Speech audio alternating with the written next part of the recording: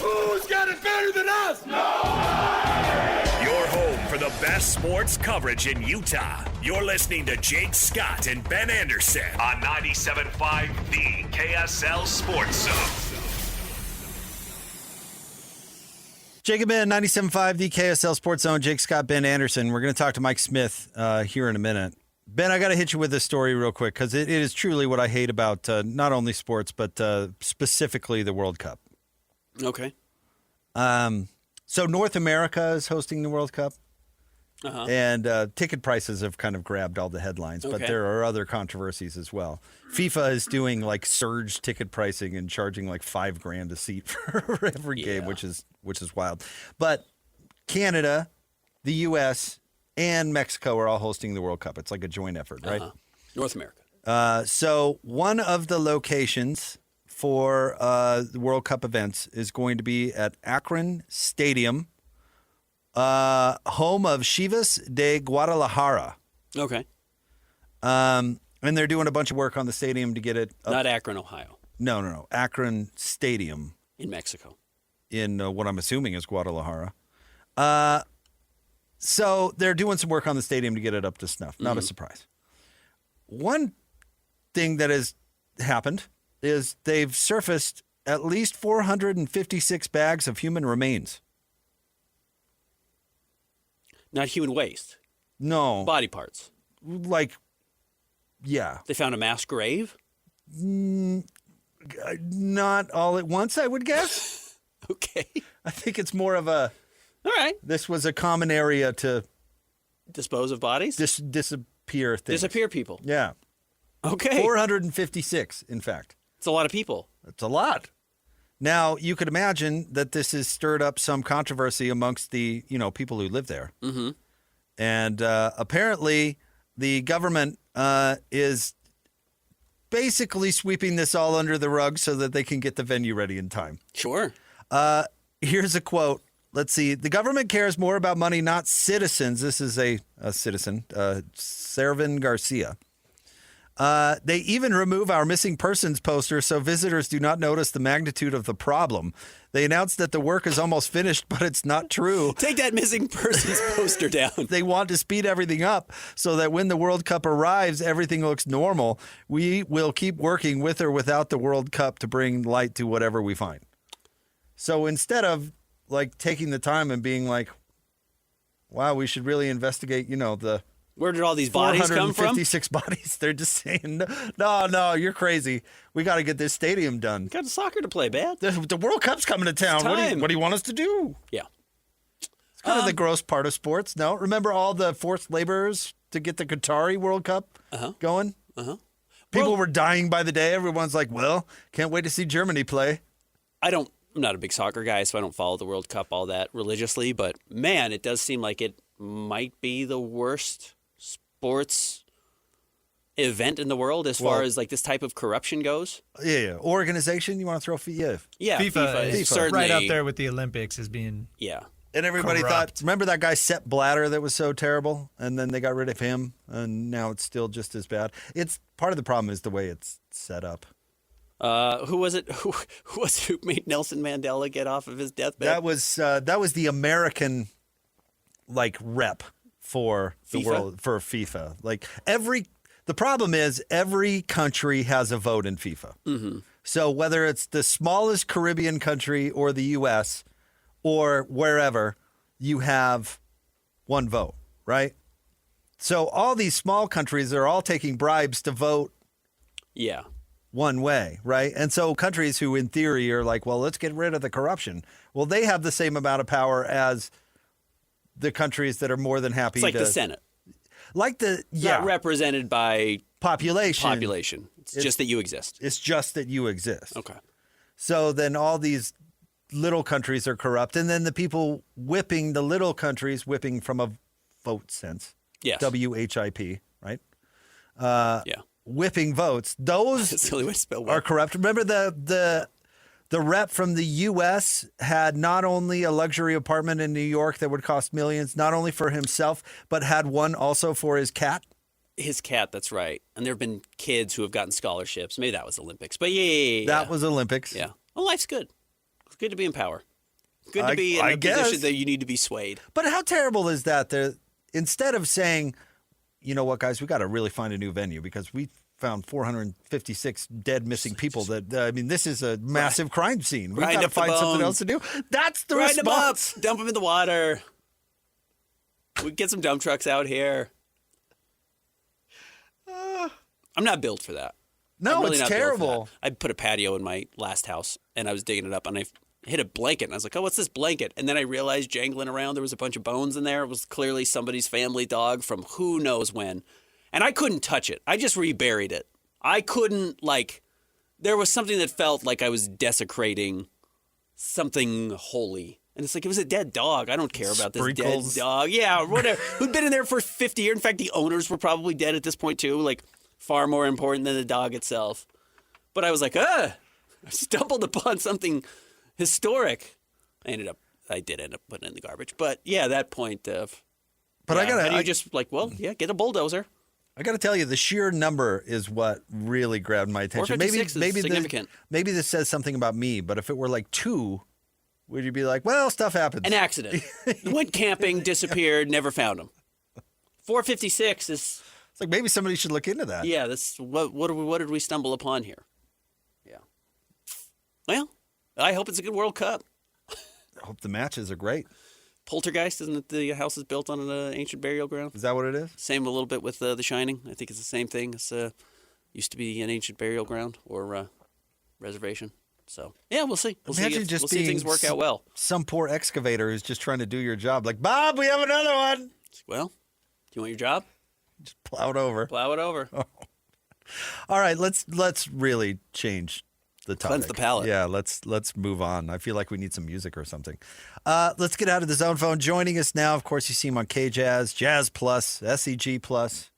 He's probably all over the planet because he's the one and only Mike Smith with us here on Jake and Ben. What's going on, Mike? Hey, Mike. Hi, guys. How are you? Doing well. Hey, Mike, I'm really curious. Everyone has bad days at work. Not you, but everyone else has bad days at work.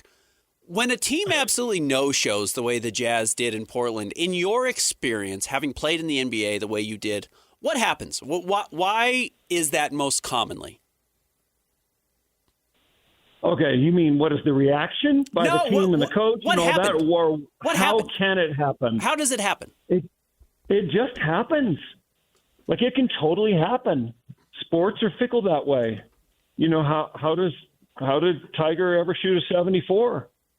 How did he not win every time he teed it up? It's just sometimes you have an off night, and I felt like they missed shots. I feel like they missed makeable shots in that game, and it got them off. And then maybe the weight of the road trip starting to play on their minds a little bit. And Portland could have their number.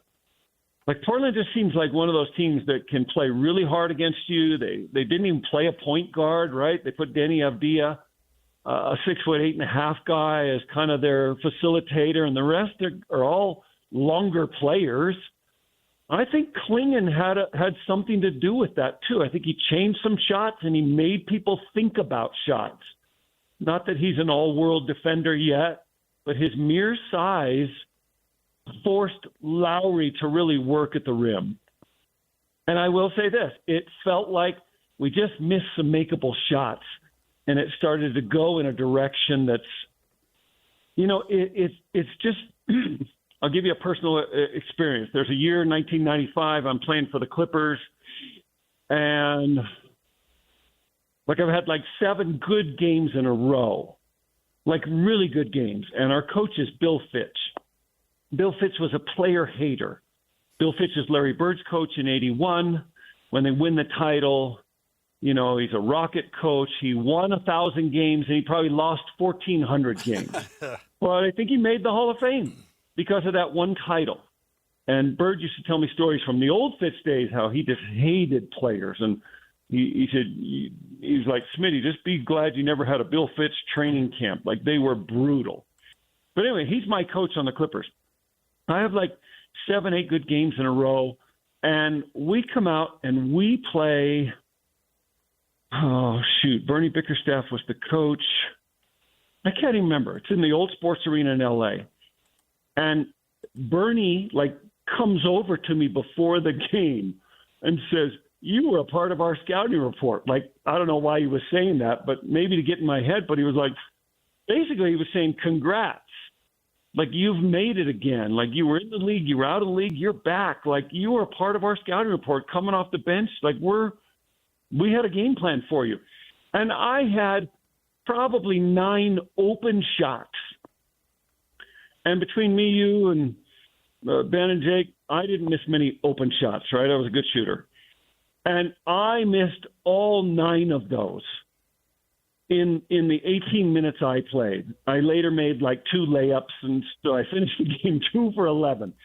And every shot felt like it was golden.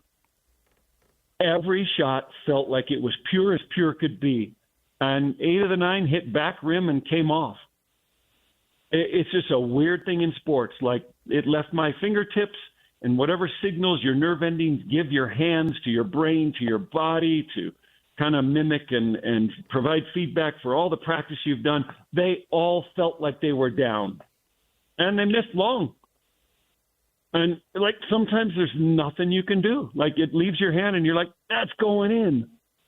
There's other nights you might shoot a shot and you're like, "That's got no chance." And it goes in. And you take it. You're like, "Okay, well, I'll take that one. Didn't feel good when it left my hand." But sports is a weird thing. It just can happen on a given night.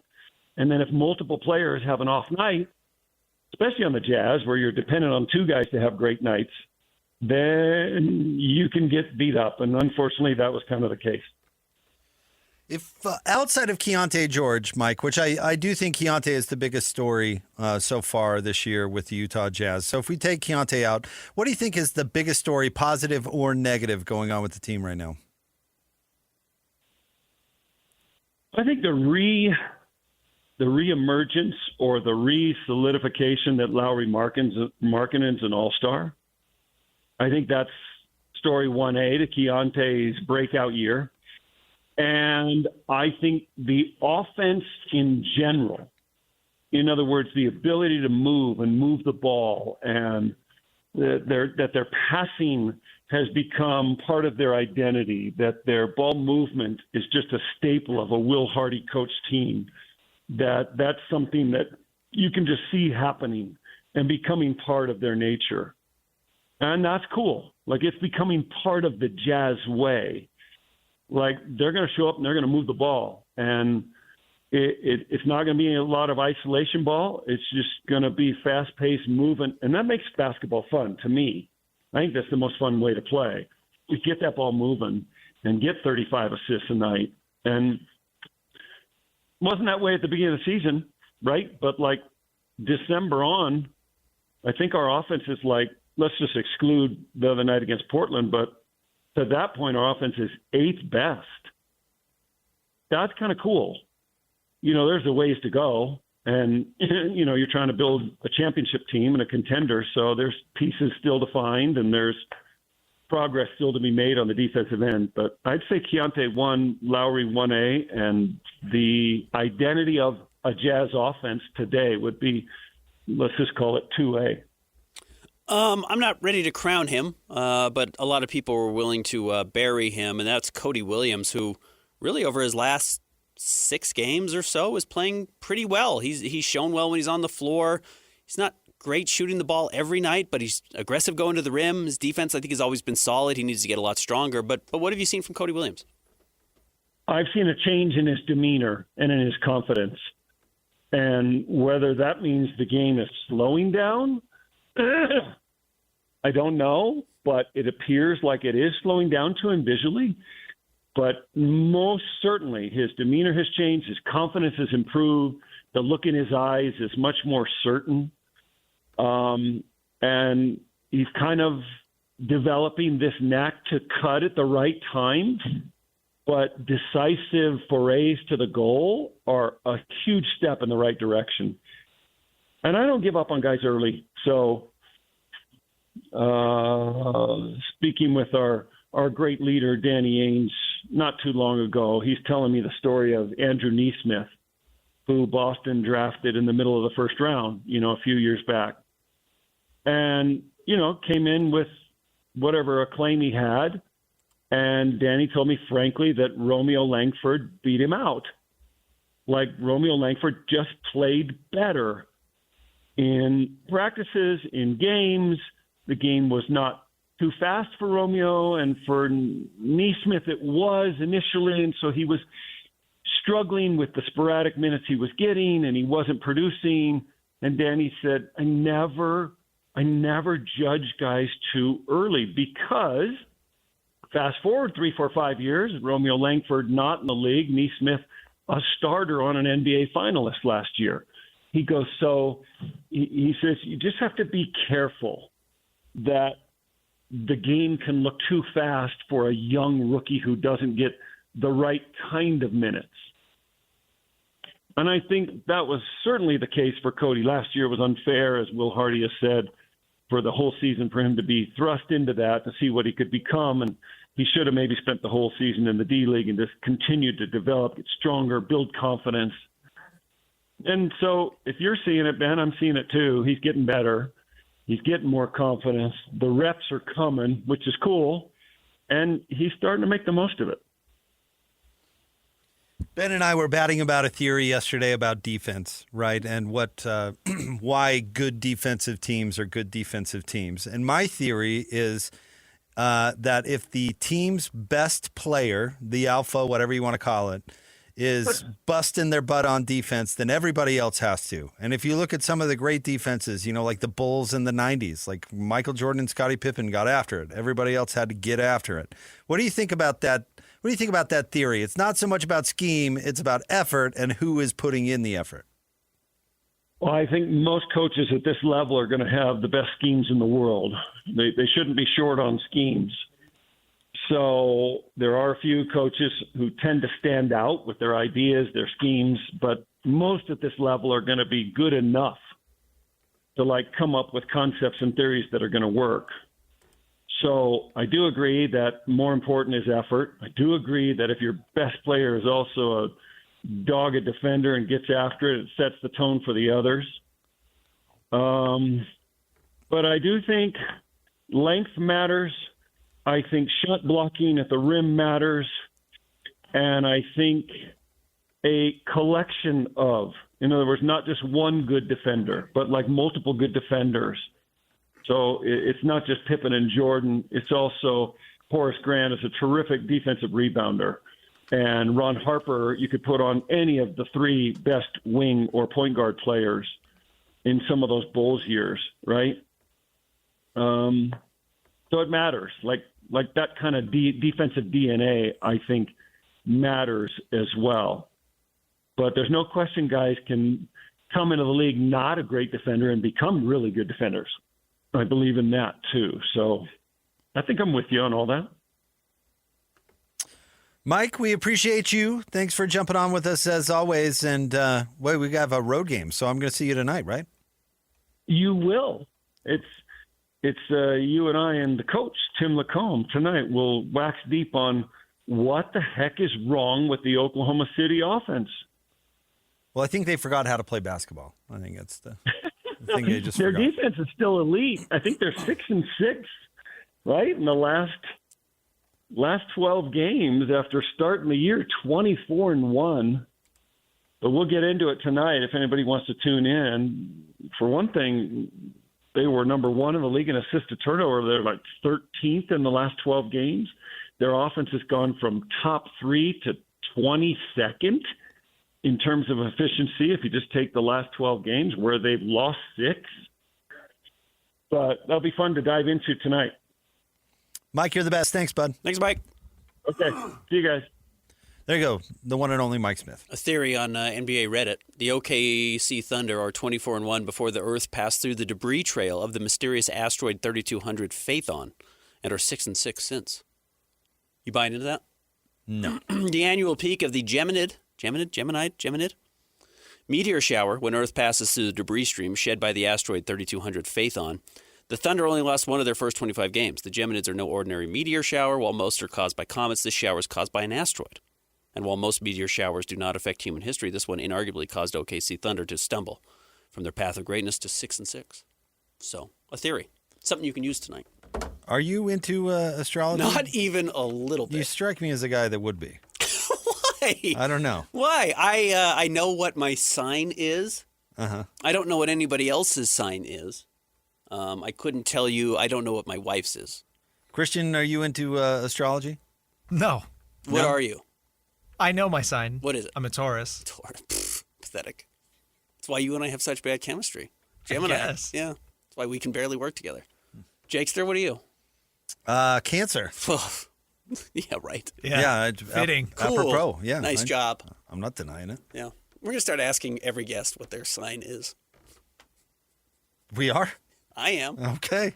Stay tuned. What you got Wednesday? We don't even know what we're going to do. Coming up next. Stay tuned. 97.5, the KSL Sports Zone.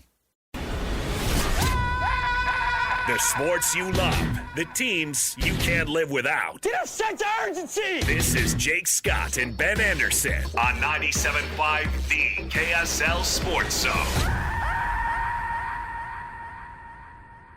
What you got Wednesday? What's the deal? Jake's got rules, Ben's out to steal.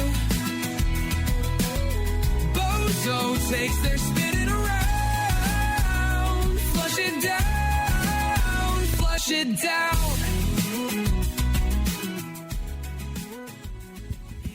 Jake and Ben, 97.5, the KSL Sports Zone. Jake Scott, Ben Anderson. It's time for What You Got Wednesday. If you're new to the program, every Wednesday, Ben and I go head-to-head in 2 5-selection drafts, one sports-related, one not, and then we put it out for a vote.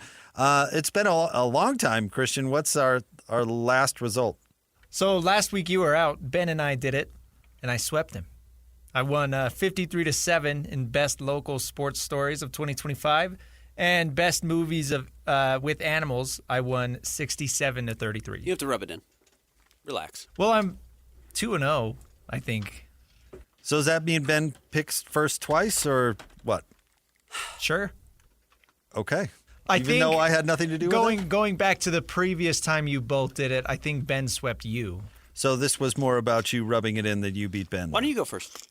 Yeah, I wanted to brag about it. Okay. Why don't you go first? If I beat you both times? Because I did. Why don't you go first? That's why Christian got both the number one picks last time. Because I beat you in both. Okay. What is today's sports-related topic? Let's go with best all-time players from the college football playoff semifinal teams. Indiana, Oregon, Ole Miss, Miami. All right. This is funny because one of these teams has no good players historically. One of these teams has a couple of good players historically, and I really mean historically. Uh-huh. And then one of them has maybe the greatest all-time roster of all time. It is tricky. So Yes. it is a little bit interesting. I would agree. All right. Is there an automatic number one pick? No, I don't think there is, because the school that you would take it from, I don't think there's like an obvious, that has to be the guy. I'm going to take Ed Reed. That is who I had number one on my board. Because I think everybody loves Ed Reed. And he could have been, he's in the argument for best safety of all time. I don't know if it's a runaway, but he's in the argument. From Miami. From Miami. He is who I had number one on my board as well. He's the first player I thought of, so I guess maybe that does mean. Christian, did you think that was the number one pick? No, I had another player. Okay. I'm going to go with beloved here, and I'm going to go with Sean Taylor, who was just an incredible player, and obviously life cut absurdly short. But Sean Taylor rivaling Ed Reed as far as maybe the most beloved players on this list. So such a cool player. I'm going to go with Michael Irvin. Going all Miami, as expected. Mike Irvin, good guy. A lot of energy. A lot of energy. Bizarre amount of artificial energy all the time. What do you mean artificial? Dude's just going. He's just like bouncing around the room at all times. Motor mouth. Wonder what's going on there. Good pick. Michael Irvin. Well, he was awesome. I'm going to go with another notoriously good guy. Ray Lewis from the University of Miami. Big Ray. Watch your back. All right. And that's the last Miami player I think I'm going to take. I'm going to go with Archie Manning. Okay. From Ole Miss. From Ole Miss. I don't like the Manning family, but, I mean, that feels appropriate. All right. I will get into my quarterback as well. And I'm going to go with one of the greatest college football players I've ever seen. Somewhat of a bust in the NFL, but he is still playing, and that's Marcus Mariota. Marcus was an awesome college player. Yeah. He was fine. Won the Heisman. Was a great player. The Heisman? Sure. All right, I'm going to go back to the well, Ben, and we'll go with Warren Sapp. Sure.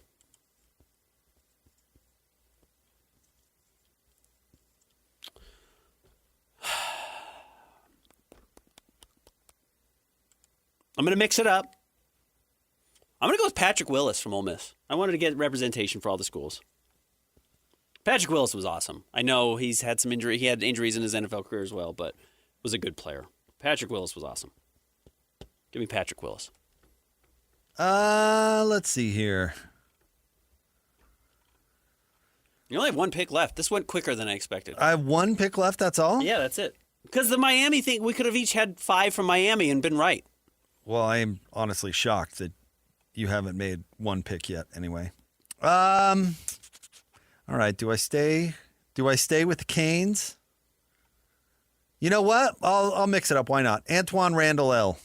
From Indiana. Yeah. He was a good quarterback at Indiana, but he was a really good receiver for the Steelers. Won a Super Bowl. If I remember correctly, threw a touchdown in the Super Bowl. And everyone was like, he was a quarterback in college. Do you remember that? Should have seen that coming. I was like, yeah, everyone knew that. It was like his whole thing. And I'm going to go with actually the greatest quarterback in Indiana history. And I hate that it's so on those, but like Fernando Mendoza rules. He's a great player. He's the reason Indiana's going to win. And yes, did I call him Esperanza last week? I did call him Esperanza last week. That's not his name. I was looking at Christian Esparza, and I mixed up his name. Mm-hmm. Fernando Mendoza.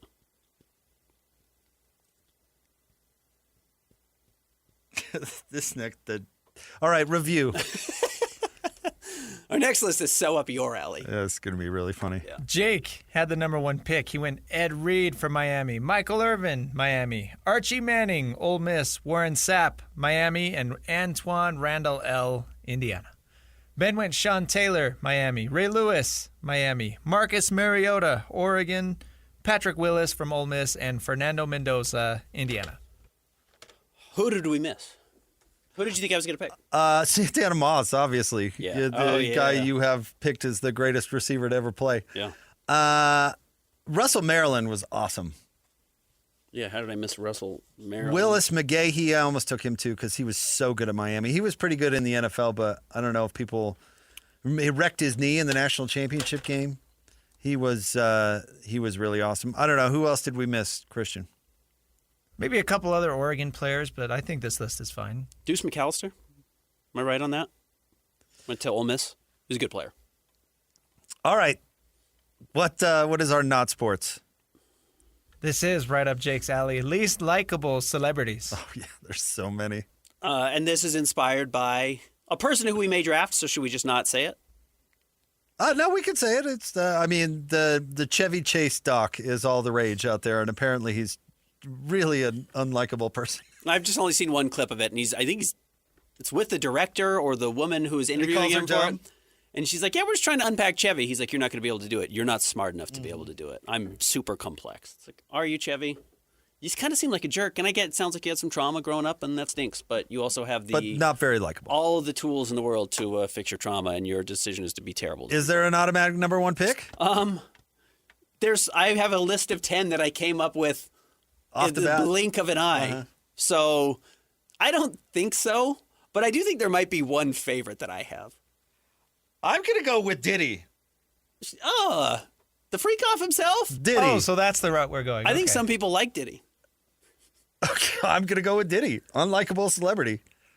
I think there's Blowing a up difference cars and between stuff? villain, like bad guy, like should be in prison for the rest of his life, and unlikable. All right. I'm not necessarily going criminal. That's murky because there could be a lot of dirt that we don't know about. Do you like Diddy? No. But I'm saying a lot of celebrities may have done horrible things that the public just doesn't know. Well, let me tell you. Interpret how you want. Who would you rather hang out with? Sean Diddy Combs or my number 1 overall pick, Ellen DeGeneres?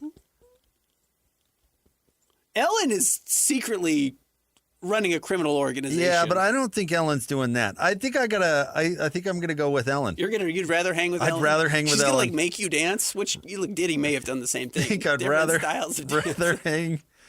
I think I'd honestly rather hang with Ellen. Nobody likes Ellen anymore, and Ellen was, Ellen represented a lot of different groups at a lot of times, and everyone has turned on Ellen.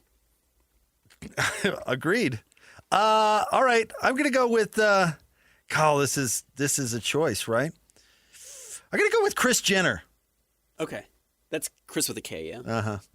I mean, I think everybody hates the Kardashians, right? And she's kind of the patriarch. The matriarch. Yeah. All of it. Yeah. Okay. All right. I'm gonna go with Mr. He's king of Hollywood right now. He's been appointed. Mel Gibson.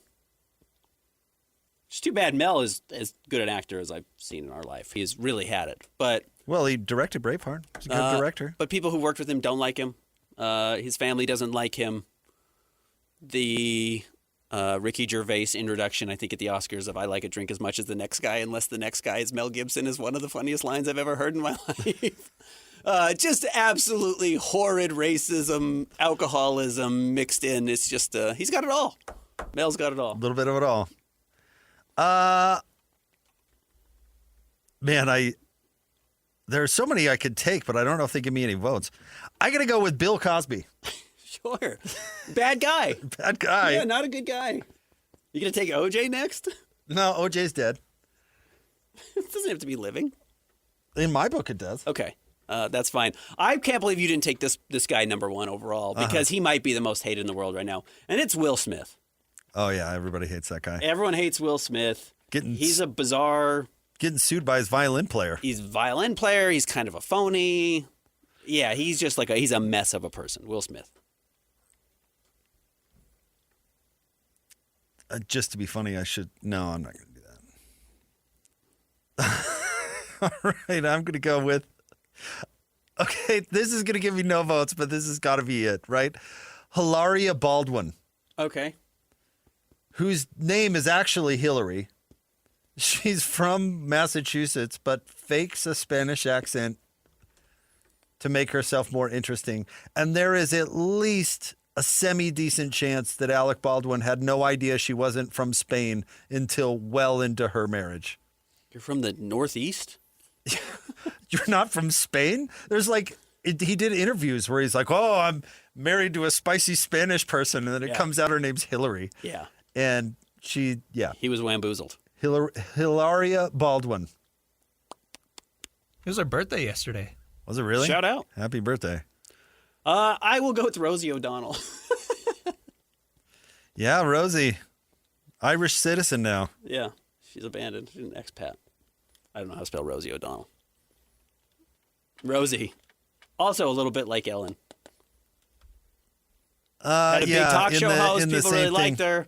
Went after Tom Selleck. All right. And this one, I never bought this guy's act, but I don't know. I bet you got to go with Dr. Phil. Okay. Because... Yeah. Quite the list. TV bozo pretending to help people is... And Oprah's guy. And exploiting them for his own self-gain. Whisperer. Yeah, he's like Jerry Springer, except for Jerry Springer never pretended to be anything else. Yeah. I'm just going to bring on sick, demented people and benefit from them personally. Yeah. Dr. Phil does the same thing, but disguises he's it not a as, dirtbag. Yeah, I'm trying to help. Yeah, there was some authenticity to Jerry being a dirtbag. Yeah, he really was. He portrayed it well. Dr. Phil. All right, and then I will just go number 5. I'll go Kanye. Everyone's turned their back on Kanye. He's pretty untouchable as a person. So, Kanye West. All right, review. All right, Jake. Starting things off with Diddy, Kris Jenner, Bill Cosby, Hilaria Baldwin, and Dr. Phil. Ben went Ellen DeGeneres, Mel Gibson, Will Smith, Rosie O'Donnell, and Kanye West. We didn't draft Chevy Chase. Nope. Gwyneth Paltrow, pretty disliked. Well, a menace to the ski slopes, obviously. Jonah Hill is pretty disliked. James Franco of that group of comedians also has been, I don't want to say canceled, but certainly pushed out of the zeitgeist. Katherine Heigl. No one likes the local resident Katherine What's Heigl. the matter with Katie Heigl? I don't know. People hate her. What? I don't know why. People don't like her. I can't believe you didn't take Alec Baldwin. I can't believe you took his wife. His wife is far more aggravating You than think Alec. so? Oh, yeah. He shot a person. I still love Hunt for Red October. He's got some great movies. He's got more good movies. No, I don't know if that's true. He's just got a lot of absolute banger movies. I thought of taking the adult novelty heiress. She's not a celebrity. Doesn't count.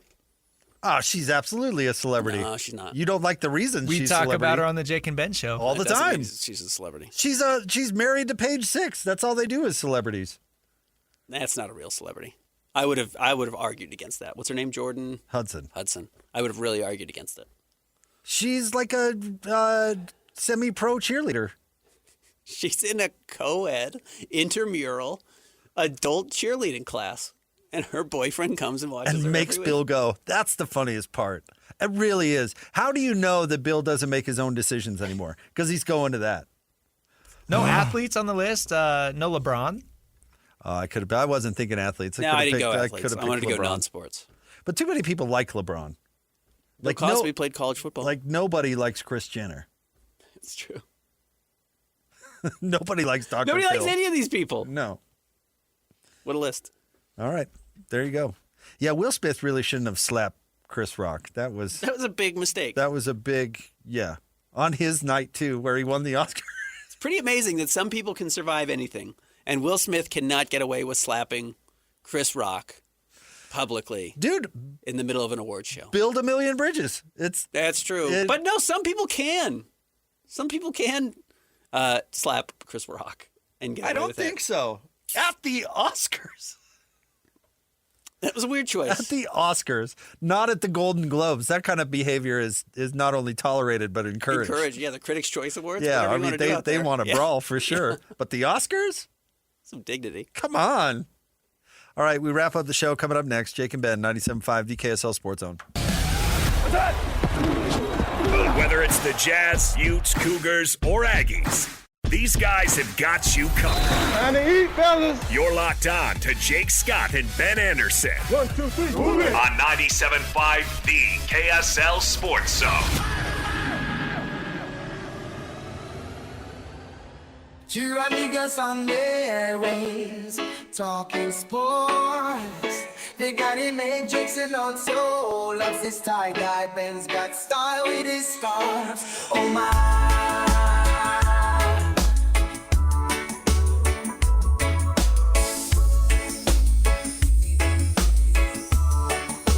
Jake and Ben, 97.5 The KSL Sports Zone. Jake Scott, Ben Anderson. Ben, we were talking about Mark Harlan with his big wind-up only to flub the delivery on the intro to Morgan Scally, and how honestly understandable that is, because we all, We've all done it. we all make mistakes from time to time. How about this one? Amy Poehler, you're aware of her work? I am.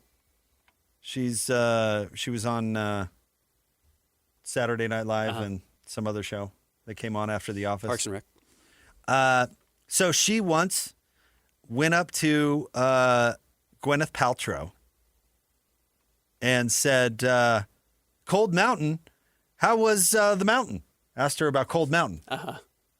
To which Gwyneth Paltrow said, I wasn't in Cold I Mountain. wasn't in Cold Mountain, nor is it about a cold mountain. And then apparently they had a kind of a funny, awkward exchange about Amy Poehler thinking she was Nicole Kidman. That's a tough Yikes. one. Yikes. They are blonde. They don't look at all similar. Gwyneth has like round features, round face, and Nicole Kidman is like the sharpest features And isn't in the biz. Nicole somewhat older? Older, and is like the star of that movie. She's the And was- face of the movie. And that was 2003, so was a huge star. Nicole Kidman was a huge star. at And the so time. was Gwyneth. That was kind of at the height of Gwyneth's power too, right? She was still riding off of Seven. So yeah, I mean, that's rough. that's not a great one, Yeah. especially as a fellow celeb. That's like you going up to Austin Age and calling him Danny. Yeah, really nice to meet you. You were great for BYU back. Well, I guess that would apply. You say, wow, you were the player of the year. College basketball, that's a big deal. That's my dad. I was at a Jazz pre-draft practice with this guard who played at Kentucky, who ended up being a second-round draft pick and didn't really make it, but he was in the building. It was after Jerry had retired, but Jerry was still kind of around some of the practices, Jerry Sloan, and he goes over and he's talking to Jerry, and we're all sitting there kind of waiting for him to come over and talk to us. He talks to Jerry first. I'm like, yeah, so what do you know about the Jazz program? He's like, oh, John Stockton, Karl Malone, great coach, and Jerry Sloan. We're like, oh, yeah, what's that conversation like? He's like, I don't know. Can't wait to meet him. It's like, oh, you were just talking to Jerry for 5 minutes.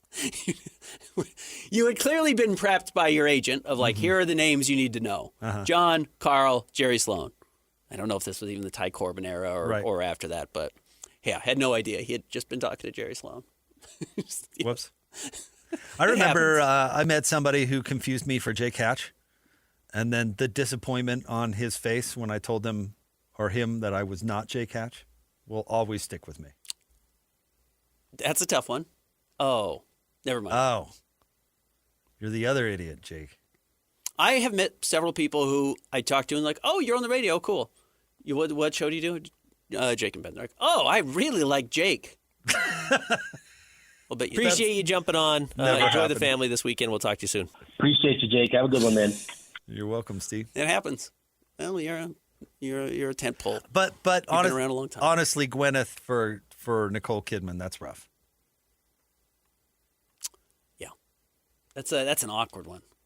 I guess hopefully your identity as a comic means you can play that off forever going forward. But you just went home just like I want to curl up and die. Gordon once confused Zane Beatles for Zane Taylor, which I thought was somewhat forgivable. Yeah. They were both offensive linemen on the same team. Yeah, that's They're totally both fair. named Zane. Yeah. Of course, you see him on PTI. He is a dang legend. He's Woody Page with us here on the Jake and Ben Show on 97.5, the KSL Sports Zone. Actually, I'm on around the horn, not pardon the interruption. I got to tell you. Apologies. No, you know what? I take those apologies back. The terrible things that he said about our community, I don't feel bad about that. You don't need to. I don't watch your stupid show, Woody. Jeez. Didn't he get canceled? I think so. All right. I think it was Sean Mannion who I missed. It was the Oregon State Beav? The Oregon State Beaver. Or maybe it was the Stanford quarterback at the time, another tall, kind of redheaded guy. And he sat down and I said, Brett Hundley's with us. Well, Brett Hundley's an African-American male, and these two are white guys. And he played for UCLA. And I knew it wasn't Brett Hundley. I knew who Brett Hundley was. Is that kind of... It was the build-up. Yeah. Joining us now, Pac-12 Media Day, sitting down on the Paramount Studios parking lot, Mr. Brett Hundley. Nope. Actually, no, that's when Hans called Yogi Roth Mikey M. That was kind of a funny one. Yeah, again, big wind-up. Welcome to the show. Couldn't be more excited to have you. I'm Mikey M. No, it was the other way around. All right. We'll talk some University of Football tomorrow. We'll hit into the Jazz as well. Stay tuned. Hanson Scotty coming up next. Christian. 97.5, the KSL Sports Zone. The 24th head coach of the University of Football program, Mr. Morgan Scally.